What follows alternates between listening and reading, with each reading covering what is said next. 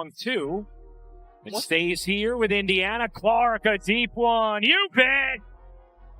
All right, you just saw that incredible logo bomb from Caitlin Clark. If you're a WNBA fan or just love a good sports story, you're in the right place. Because today, we're diving into something huge that's been making waves across basketball. We're talking about the WNBA's massive ratings drop, especially since superstar Caitlin Clark has been sidelined with an injury. And get this, the league's owners are finally speaking out. The numbers, they're absolutely staggering. The reactions are intense, and the future of women's basketball could really be impacted by all of this. So grab a snack, get comfortable, and let's break it all down. Don't forget to like, subscribe, and hit that notification bell so you don't miss any of our deep dives. Clark has space. She's going to let it fly, and she's going to connect. Oh, Caitlin Clark. So let's just get straight to the headline everyone's buzzing about. WNBA TV ratings have completely fallen off a cliff. We're talking a jaw-dropping 55% drop. That's all since Caitlin Clark went down with that left quad strain back on May 24th. Think about that for a second. More than half the league's audience just vanished in a few weeks. Nielsen data, reported by USA Today, shows that nationally televised WNBA games were pulling in 1.81 million viewers before Clark's injury. But now, that number's way down to just 847, and for the Indiana Fever's own games, the drop is just as brutal, going from 1.81 million viewers to 847,000, a 53% hit. These aren't just dry statistics, right? This is a huge wake-up call for the league, and you can bet the owners are really feeling the pressure now. Chant a defense by the Sparks fans. 6 on the shot clock. Clark, a deep three. Oop, that is! She missed her first 7. Okay, so Caitlin Clark, the Fever's second-year star and Rookie of the Year, she's been out for 5 games now. And seriously, the impact is just undeniable. Before her injury, she was absolutely tearing it up, averaging 19 points, 9.3 assists, and 6 rebounds, even grabbing a triple-double in the season opener. She's not just a great player, she's a total phenomenon, a ratings magnet who pulls in crowds and eyeballs like nobody else in the WNBA. With her on the sidelines, the league is really facing a harsh truth. Their recent explosion in popularity might actually be more about one player than the sport itself. And that, my friends, is a real problem. So what are the WNBA owners saying about all this? Well, for a while they were pretty quiet, but a few have started to speak up, and you can hear the concern, even urgency in their voices. One anonymous owner told Sports Illustrated, "We knew Caitlin was a big draw, but nobody expected the floor to fall out like this. We've got to figure out how to keep fans engaged without relying on one person." Plus, another owner admitted to Yahoo Sports that the numbers are a gut punch. "We've been riding this wave of excitement, but it's clear we haven't built the foundation we thought we had." These comments show they're finally realizing the WNBA's success can't just be about one player, no matter how talented she is. Meanwhile, the fans, they are absolutely not holding back. Social media, especially on X, is just buzzing with reactions, and people aren't pulling any punches. One user posted, "What? I was assured that Angel Reese was the real draw. Could it have actually been Caitlin?" Another just flat out wrote, "The Caitlin Clark effect is real." People trying to downplay her impact are just hating. There's even a lot of sarcasm flying around, with one fan saying, "You're not supposed to say that out loud. You must hate women if you point out the obvious." The message is crystal clear. Fans believe Clark's absence has really exposed just how much she drives the league's popularity. And get this, some are even accusing the WNBA and its media partners of totally mishandling Clark's stardom. Analyst Rachel Dominguez suggested that some fans are actually boycotting games because they're upset with how the league has treated Clark and her supporters. Let's actually talk about that boycott theory for a second.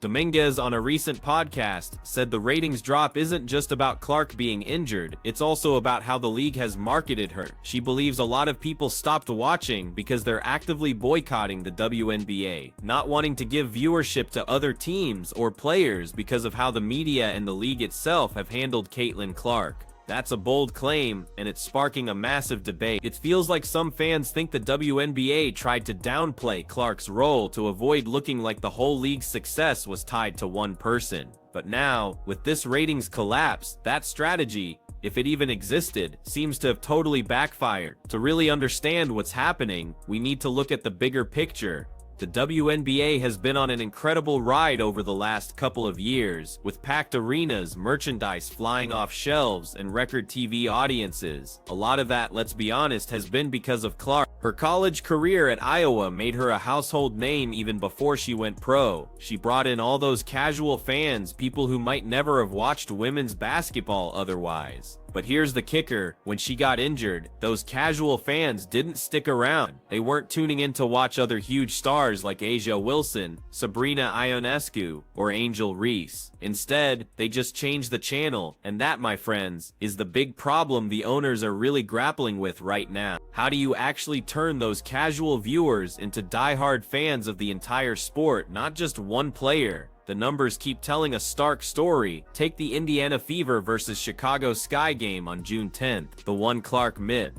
It still pulled in 1.92 million viewers on CBS, making it the third most watched game of the season. Sounds pretty good, right? But compare that to the Fever vs. Sky opener, which had Clark playing and it raked in a massive 2.7 million viewers on ABC. That's a huge drop-off. What's more, the WNBA All-Star Game in Indianapolis saw a 36% dip in ratings compared to last year. And get this, ticket prices plummeted from $121 to just $64 after the news broke that Clark wouldn't even be playing. Former NBA All-Star Jeff Teague summed it up perfectly, just saying bluntly, there go the views, ouch. It's not just TV ratings either. Attendance is taking a big hit. Arenas that were completely sold out when Clark was playing are now seeing empty seats. Ticket prices for some games have even dropped to as low as $3. Yes, you heard that right, $3. The league was projected to hit $1 billion in revenue this year, largely because of Clark's star power, but now, all that momentum is just stalling. And it's not only Clark's absence causing trouble, the injury to another rookie star, Paige Bueckers, around the same time, has just made things even worse, stripping the league of two of its biggest young names. Add in the crazy competition from the NBA Finals, the Stanley Cup Final, and the French Open, and you've got a perfect storm that's left the WNBA really struggling to keep eyes on the court. So what's the league doing about all of this? For now, the main focus is just getting Clark back on the court. Indiana Fever coach Stephanie White has confirmed they're being super cautious with Clark's recovery, making sure she's 100% before she returns.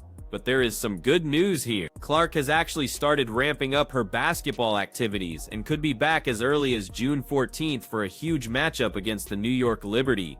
That game is already generating so much buzz, with fans and analysts predicting a huge rating spike if Clark plays. But here's the bigger question. What happens after that? Will those viewers stick around, or will they just disappear again the next time Clark sits out? The owners know they can't just rely on Clark's return to fix everything. They're starting to talk about long-term strategies to build a more sustainable fan base. One idea floating around is to really focus more on team rivalries and compelling storylines, kind of like those classic NBA rivalries from the 80s and 90s.